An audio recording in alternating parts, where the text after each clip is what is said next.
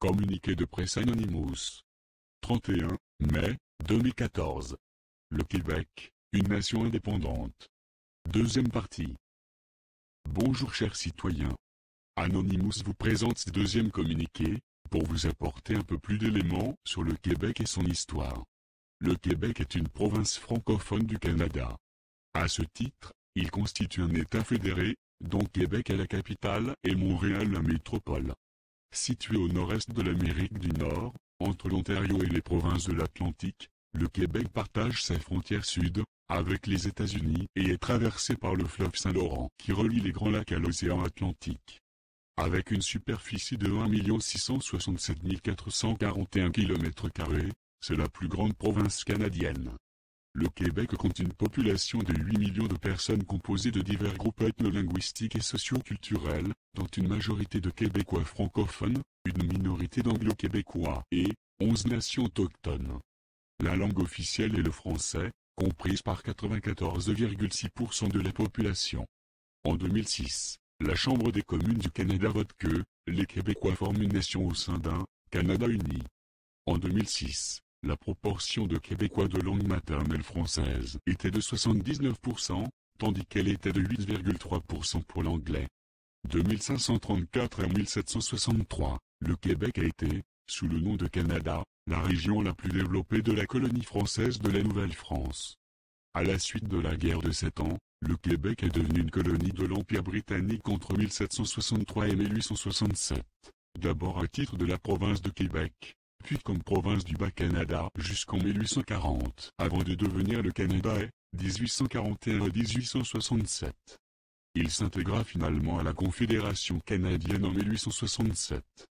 Jusqu'au début des années 1960, l'Église catholique a joué un rôle prépondérant dans le développement des institutions sociales et culturelles du Québec.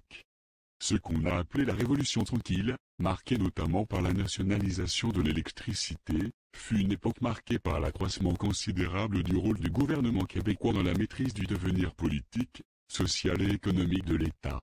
Le statut politique du Québec est défini dans la Constitution du Canada. Le Québec a le pouvoir de légiférer dans plusieurs domaines de juridiction exclusifs, dont l'administration de la justice, la santé et l'éducation. Le climat politique au Québec est souvent animé pour le débat sur le statut particulier de la province au sein du Canada. Un mouvement souverainiste prône l'indépendance de la province, tandis que l'idéologie fédéraliste prône le maintien de l'Union fédérale. Différents projets de réforme constitutionnelle ou d'indépendance ont été proposés depuis les années 1960. Contrairement au reste du Canada, le droit québécois est mixte.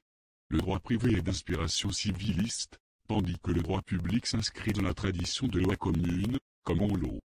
L'aérospatiale, les biotechnologies, l'industrie pharmaceutique, le génie conseil, la métallurgie, les technologies de l'information et l'industrie culturelle figurent parmi les secteurs clés de l'économie post-industrielle diversifiée du Québec. La très grande disponibilité des ressources naturelles, notamment la forêt et l'hydroélectricité, constitue aussi un important facteur de création de richesses. L'établissement des premiers humains sur les terres constituantes du territoire québécois commença il y a 10 000 ou 11 000 ans. Au terme d'un périple qui accompagna les dernières ères glaciaires, des nomades partis d'Asie il y a 20 000 ans, auraient, selon l'hypothèse acceptée au début du XXIe siècle, atteint l'Amérique par la Béringie, actuel détroit de Bering, et ensuite peuplé les différentes régions du continent. De ce premier peuplement de l'Amérique, divers groupes ethno-culturels se groupèrent en 3 grandes familles linguistiques, les Iroquoiens, les Algonquiens et les Inuits, réunissant les 11 peuples autochtones présents sur le territoire québécois, à savoir les Inuits et les 10 nations amérindiennes, les Abénaquis, les Algonquins, ou Anishinaabe, les Atikamekw, les Cris, ou Eyu, les Huron-Wendat, les Malécites, ou Etchemin, les Micmacs, les Mohawks, Wanyés, membres Iroquois, les Montagnais et les Naskapis. Autrefois, d'autres peuples étaient également présents, dont les Laurentiens, ou Iroquoiens du Saint-Laurent. Les autochtones habitent le territoire québécois depuis plusieurs millénaires. Chaque nation possède sa propre structure sociale, culture et entité territoriale. En 2003, la population autochtone du Québec comptait 159 905 personnes. Cependant, comme la loi fédérale n'a reconnu que les enfants de pères autochtones jusque dans les années 1980, il est possible que leur nombre soit plus élevé, en plus des métis. Tous les peuples vivant principalement au sud du 55e parallèle sont collectivement appelés Amérindiens, Indiens, Premières Nations ou, de façon obsolète, Peaux-Rouges. Les 10 nations amérindiennes du Québec se rattachent à 2 groupes linguistiques. La famille algonquienne regroupe 8 nations, les Abénaquis, les Algonquins, les Atikamekw, les Cris, les Malécites, les Micmacs, les Montagnais et les Naskapis. Ces 2 derniers peuples formaient jusqu'en 1978 une seule et même nation, les Inuits. La famille iroquoienne est composée des Huron-Wendat et des Mohawks.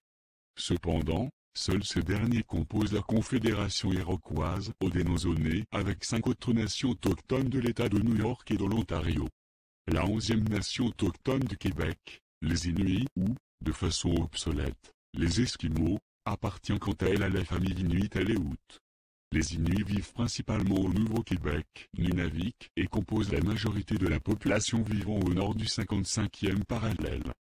De ces peuples autochtones, coexistent des nations dites nomades, précisément les nations de culture algonquienne, exemple, les Algonquins, les Cris et les Inuits, de celles plus sédentaires, précisément les nations de tradition iroquoienne, exemple, les Iroquois et les Huron-Wendat. Ces dernières ont développé des formes d'organisation sociale plus importantes.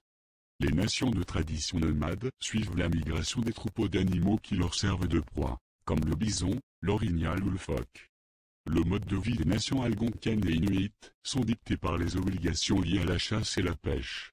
Les traditions des nations iroquoiennes, productrices des 3 sœurs, maïs, haricots et courges, sont plutôt développées autour d'une structure matriarcale dérivée de la cabane longue, ou longue maison, une traduction littérale de l'expression langouze, qui regroupe plusieurs familles sous l'autorité d'une doyenne.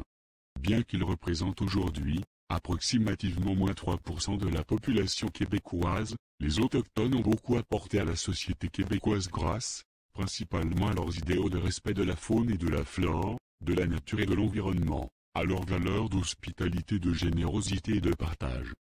Économiquement grâce à la traite des fourrures et au développement de relations avec les colons, dont les coureurs des bois, marchands, cartographes et pères jésuites. En plus de contribuer à la toponymie québécoise, leurs apports résident, par exemple, dans leurs connaissances plus élancées dans les domaines suivants, la médecine holistique, le fonctionnement de la biologie humaine, et le remède soignant plusieurs maladies, donc principalement le scorbut à l'arrivée des colons fait de gomme blanche à base de plantes indigènes, sapins, cèdre blanc ou anda, selon les théories, les vêtements d'hiver, tannage de la fourrure, l'architecture des habitations, isolation contre le froid, les moyens de transport sur neige, raquettes à neige et traîneaux à chien et sur l'eau, canoë, kayak et rabasca, la sériculture, les sports, crosse et pêche blanche, la chasse à l'orignal et au caribou, le trappage, le territoire et ses composantes, les bassins versants et leurs cours d'eau, les ressources naturelles, etc.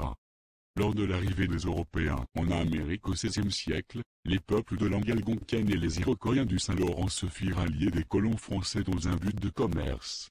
La première relation se fit à l'arrivée de Jacques Cartier lorsqu'il mit pied à Gaspé et rencontra Donnacona, chef du village de Stadéconné, aujourd'hui, la ville de Québec, en 1534.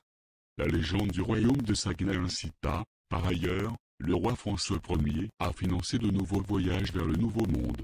Plutôt que par la conquête et par la force, c'est en favorisant des alliances commerciales et militaires, en concluant de nombreux traités de paix et d'amitié, que les relations entre les 2 peuples se sont solidifiées. Le Québec se distingue des autres provinces canadiennes par le fait que le français est la seule langue officielle, loi 22, alors que l'anglais prédomine dans le reste du Canada.